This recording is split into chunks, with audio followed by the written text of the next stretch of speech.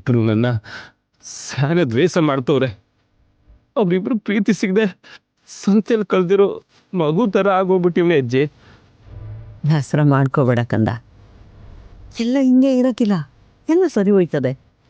ಏನೂ ಸರಿ ಹೋಗೋಕ್ಕಿಲ್ಲ ಅಜ್ಜಿ, ಏನೂ ಸರಿ ಹೋಗೋಕ್ಕಿಲ್ಲ. ನಾನು ಏನು ಮಾಡಿದ್ರು ಅವರಿಬ್ರು ನನ್ನ ತಪ್ಪಾಗಿ ತಿಳ್ಕೊಳ್ತಾರೆ.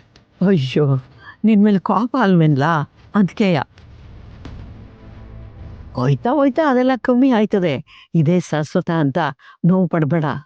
ಏನೋ ಅಜ್ಜಿ, ನನಗಿದೆಲ್ಲ ಸರಿ ಹೋಯ್ತದೆ ಅಂತಾನೆ ಅನಿಸ್ತಾ ಇಲ್ಲ. ಅವರಿಬ್ರು ನನಗೆ 2 ಕಣ್ಗಳಿದ್ದಂಗೆ. ಇಬ್ಬರನ್ನು ಖುಷಿ ಪಡ್ಸಕ್ ಹೋಗಿ ಇಬ್ಬರ ದೃಷ್ಟಿಲೂ ಕೆಟ್ಟನಾಯ್ತೀವ್ನಿ. ಟೀಚರಮ್ಮ ಪರವಾಗಿ ಮಾತಾಡಿದ್ರೆ ಅವನ್ ಕೋಪ. ಇನ್ನು ಟೀಚರಮ್ಮ ಪರವಾಗಿ ಮಾತಾಡಿದ್ರು ಅದಕ್ಕೂ ಕೋಪ ಮಾಡ್ಕೊಳ್ತಾರೆ. ನಿನಗಂತೂ ತಲೆ ಕೆಟ್ಟು ಹೋಗ್ಬಿಟ್ಟೈತೆ. ಎಟ್ಟಿನ ಬಿಟ್ಟು ಎಲ್ಲಾದ್ರೂ ದೂರ ಹೊಂಟೋಗ್ಬೇಕು ಅನಿಸ್ತೈತೆ.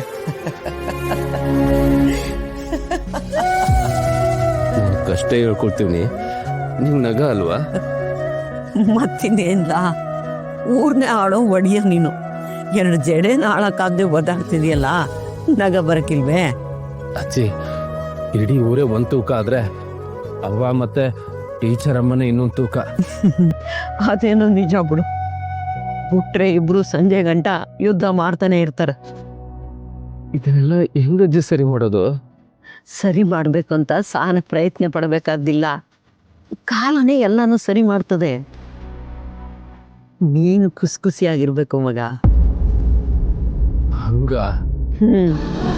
ಈಗ ನೋಡು, ನೀನು ಟೀಚರಮ್ಮನ ಸಹನೆ ಪಿರುತಿ ಮಾಡ್ತಿದ್ದೆ. ಅಯ್ಯೋ, ಟೀಚರಮ್ಮ ಬೇರೆ ಯಾವುದೋ ಗಂಡಿನ ಕಟ್ಕೊಂಡು ಮದುವೆ ಆಯ್ತಾಳಲ್ಲ ಅಂತ ಸಹನೆ ಹೊಂದ್ಕೊಂಡ್ಬಿಟ್ಟೆ. ಆದರೆ ಆಯ್ತೆ ಇಲ್ಲ ತಾನೆ? ಆದರೆ ಆ ಭಗವಂತ ನಿನ್ನ ಪಿರುತಿ ನಿನಗೆ ಸಿಗೋ ಹಂಗೆ ಮಾಡ್ದ. ಇಷ್ಟು ಮಾಡಿರೋ ಭಗವಂತ ನಿನ್ನನ್ನು ಟೀಚರಮ್ಮನ್ನು ಒಂದು ಮಾಡ್ತಾ ಇರ್ತಾನೆ. ಹೊಸ ತಾಳ್ಮೆ ತಕೋ. ಅತ್ತೆ ಸೊಸೆ ಇಬ್ಬರು ಒಂದಾಗಿ ನಿನ್ನನ್ನು ಪಿರುತಿ ಮಾಡೋ ಕಾಲ ಬಂದೇ ಬರ್ತದೆ. ಆ ದಿನ ಬಂದ್ಬಿಟ್ರೆ ಸಾಕು ಅಜ್ಜಿ, ಅದಕ್ಕಾಕೆ ಕಾಯ್ತೀವನಿ. ಕಾಯ್ಬೇಕು ಕಣ್ಲ, ಆದ್ರೆ ಹಿಂಗ್ ಯಾಕೆ ಮೊರೆ ಹಾಕೊಂಡಲ್ಲ ಕಾಯೋದು? ನೀನು ಈ ಅಟ್ಟೆ ಹಿರಿ ಮಗ, ನನ್ನಂತ ಖುಷಿಯಾಗಿ ಓಡಾಡ್ಕೊಂಡಿರ್ಬೇಕು. ಸ್ನಾನ ಮಾಡ್ದ? ಇಲ್ಲ ಅಜ್ಜಿ, ಯಾವುದಕ್ಕೂ ಮನ್ಸೇ ಇಲ್ಲ. ಥೋ ಕೊಳಕ, ನೀನ್ ಹಿಂಗಿದ್ರೆ ಟೀಚರಮ್ಮ ನಿನ್ನ ಹತ್ರ ಬತ್ತಾಳೆ. ಹೋಗಿ ಸ್ನಾನ ಮಾಡ್ಕೊಂಡು ಅದನ್ನ ಮೈಗೆ ಹಾಕತಾರಲ್ಲ ಗಮ್ ಅನ್ನೋದು, ಅದನ್ನ ಹಾಕೊಂಡು ನೀನು ಮೊದಲು ಹೆಂಗಿದ್ಯಲ್ಲ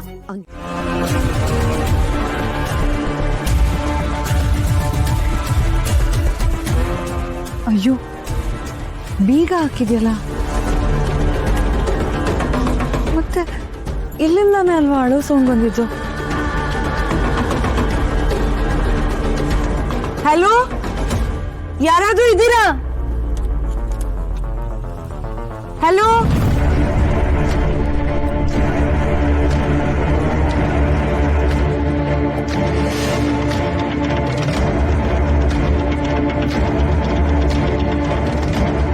ಯಾರಾದ್ರೂ ಇದ್ದೀರಾ ಒಳಗಡೆ?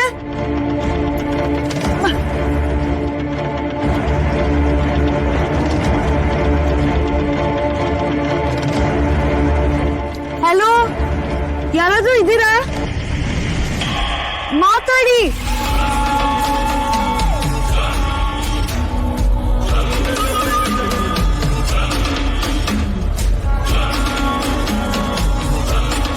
ಯಾರಿದ್ದೀರಾ ಒಳಗಡೆ?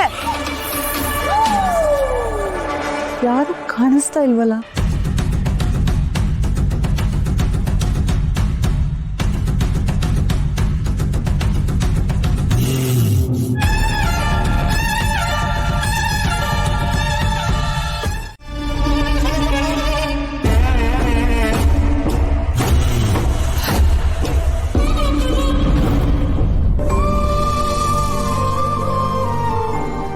ಸ್ವಾಮಿ, ನಮ್ಮ ಮನೇಲಿ ಬರೀ ಅಪಶಕನಗಳೇ ನಡೀತಿವೆ. ನನ್ನ ಮಗಳು ಫೋಟೋ ನೆಲಕ್ಕೆ ಬಿದ್ದು ಹೊಡೆದೋಯ್ತು. ಮದುವೆ ನಾವು ಅನ್ಕೊಂಡ ಹಾಗೆ ನಡೀಲಿಲ್ಲ, ಏನೇನೋ ಆಗೋಯ್ತು. ಈಗ ಅವಳು ಮದುವೆ ಆಗಿ ಹೋಗಿರೋ ಮನೇಲಿ ಅವಳನ್ನ ಕಂಡ್ರೆ ಯಾರಿಗೂ ಆಗ್ತಿಲ್ಲ. ಯಾವಾಗ ಏನಾಗುತ್ತೆ ಅಂತ ಆತಂಕ ನಮ್ಗೆ. ಸ್ವಲ್ಪ ಜಾತಕ ನೋಡಿ ಏನಾದ್ರೂ ದೋಷ ಇದ್ರೆ ಹೇಳಿ ಪರಿಹಾರ ಮಾಡಿಸ್ತೀವಿ. ಲೆಕ್ಕಕ್ಕೂ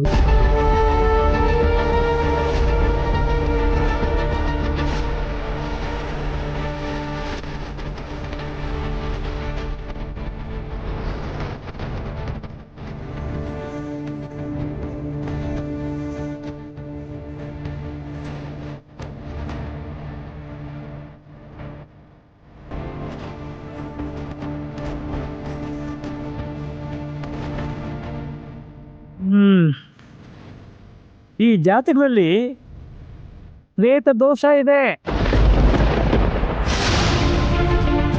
ಪ್ರೇತ ದೋಷನಾ? ಹೌದು, ಪ್ರೇತ ಆಗಾಗ ಬಂದು ಕಾಡ್ತಿರುತ್ತೆ. ಇನ್ನೊಂದು ವರ್ಷದಲ್ಲಿ ಮಗು ಆಗಬೇಕು. ಅಯ್ಯೋ ದೇವ್ರೆ, ನನ್ನ ಮಗಳು ಅಕ್ಷರ ಅವನನ್ನ ಇಷ್ಟಪಟ್ಟು ಮದುವೆ ಆಗ್ಲಿಲ್ಲ. ಏನೋ ಕಾರಣಾಂತರದಿಂದ ಆ ಹುಡುಗ ಅವಳ ಕುತ್ತಿಗೆ ತಾಳಿ ಕಟ್ಬಿಟ್ಟ. ಹೀಗಿರುವಾಗ ಸ್ವಲ್ಪ ಕಷ್ಟನೇ.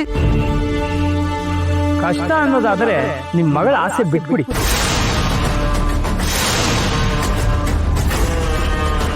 ಜ್ಯೋತಿಷಿಗಳೇ, ಏನ್ ಹೇಳ್ತಿದ್ದೀರಾ? ನೋಡಿ ಅಮ್ಮ, ಜಾತಕ ಏನು ಹೇಳ್ತಿದ್ಯೋ ಅದನ್ನೇ ನಾನು ಹೇಳ್ತಿರೋದು. ಕನ್ಯೆಯಾಗಿರೋ ನಿಮ್ಮ ಮಗಳು ತಾಯಿಯಾಗಿ ಮೊದಲು ತುಂಬ್ಕೋಬೇಕು.